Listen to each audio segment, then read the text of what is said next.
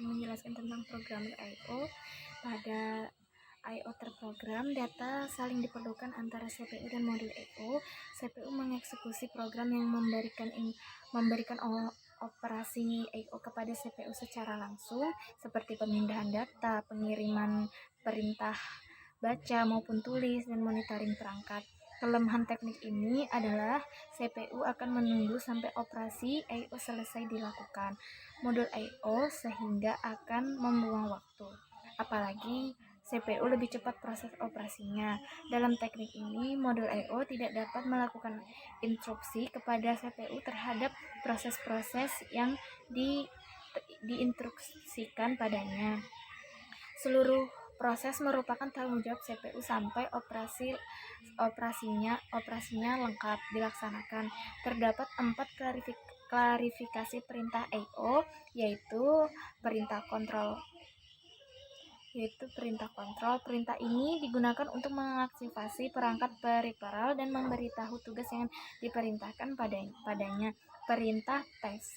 Perintah ini digunakan CPU untuk menguji berbagai kondisi, status modul I/O, dan peripheral. CPU perlu mengetahui perangkat peripheral dalam keadaan aktif dan siap digunakan. Juga untuk mengetahui operasi-operasi I/O yang dijalankan serta mendeteksi kesalahannya. Perintah read.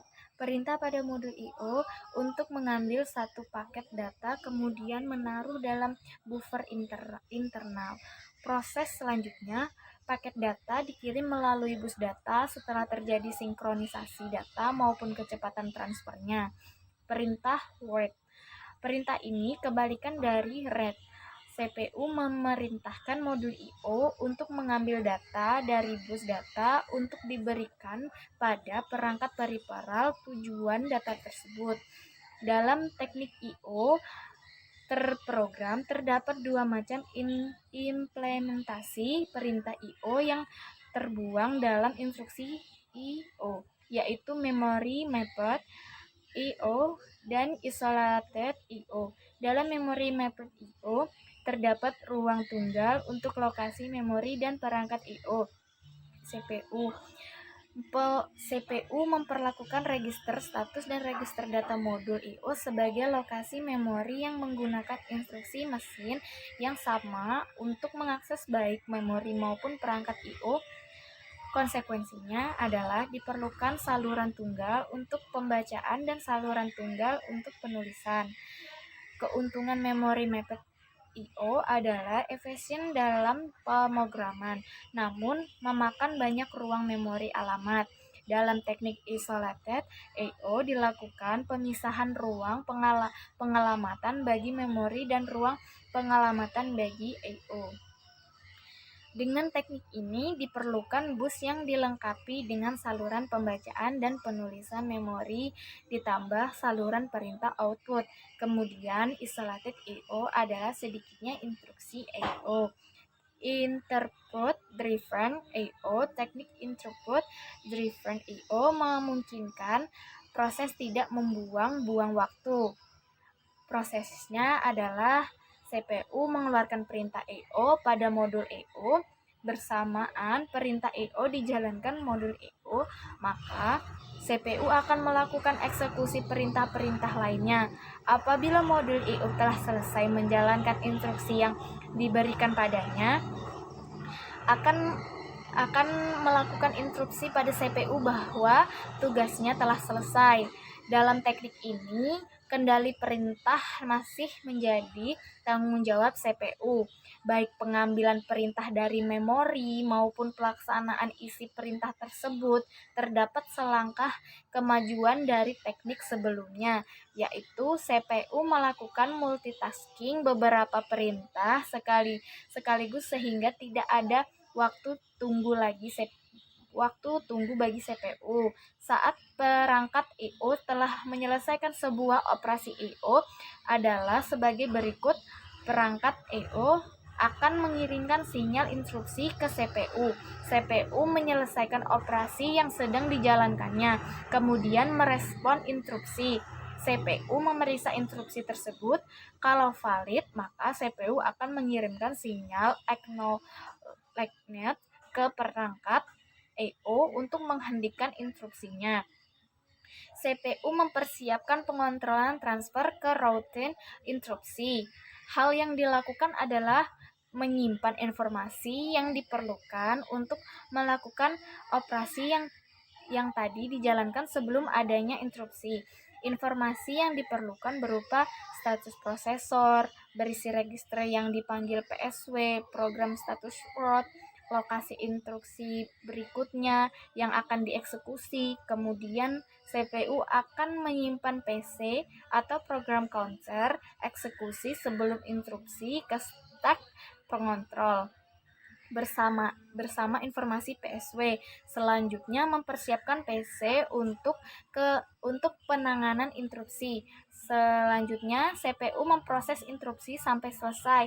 Apabila pengolahan instruksi selesai, CPU akan memanggil kembali informasi yang telah disimpan pada stack pengontrol untuk meneruskan operasi sebelum instruksi. Terdapat yang digunakan CPU dalam menangani program instruksi ini, diantaranya Linux, software pool, daisy chain, arbitrasi bus.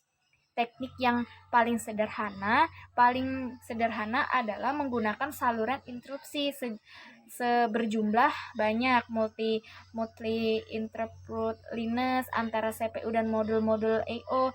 Namun tidak praktis untuk menggunakan sejumlah saluran bus atau pin CPU ke seluruh saluran instruksi modul I/O.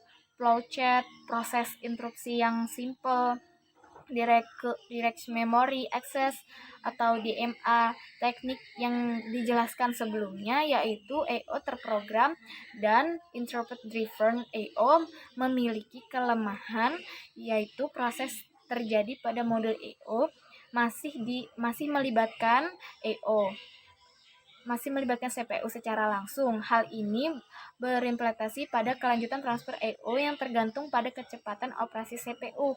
Kerja CPU terganggu karena adanya interupsi secara langsung, bertolak dari kelemahan di atas, apalagi menangani transfer data bervolume besar. Dikembangkan teknik yang lebih baik dikenal dengan direct memory access.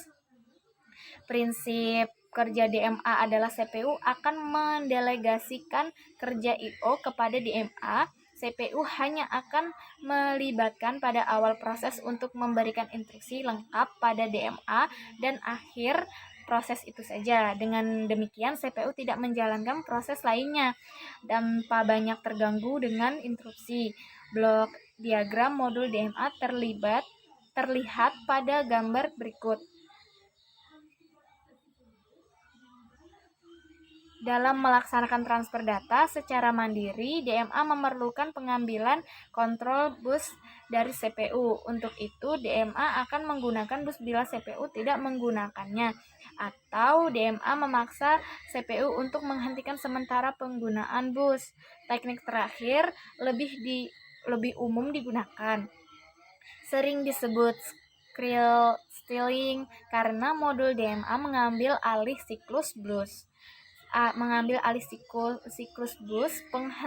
Penghentian sementara penggunaan bus bukanlah bentuk instruksi, melainkan hanyalah penghentian proses sesaat yang berimplikasi hanya pada kelambatan eksekusi CPU saja. Terima kasih. Wassalamualaikum warahmatullahi wabarakatuh.